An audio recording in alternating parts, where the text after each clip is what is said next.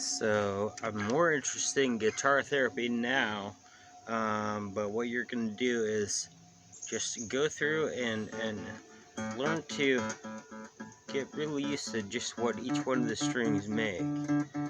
Because sometimes you just kind of want to drop to one of those open strings.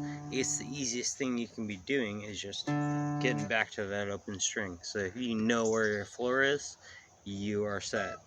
But the other thing is, I can hold a pick for a while before my hand goes numb, but the other option is to get a bunch of finger picks and find out which finger can make the sound. Or just go total finger style. You can do a lot of stuff with just your fingers, so depending on what you're able to accomplish.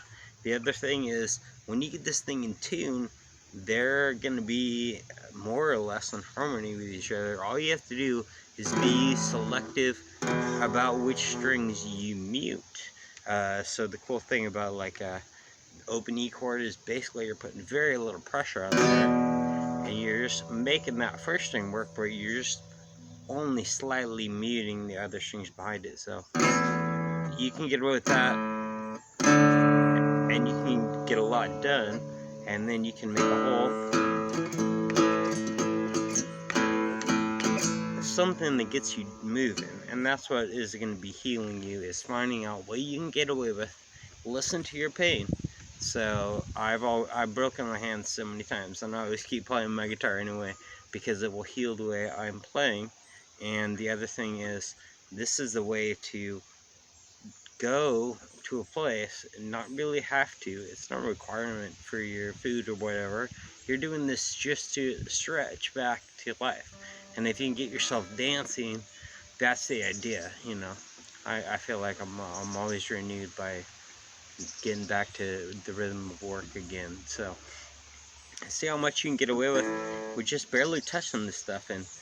And once you know where that floor is, you can get away with just picking a string that sounds good when you go up and down to it, and then find those other ones,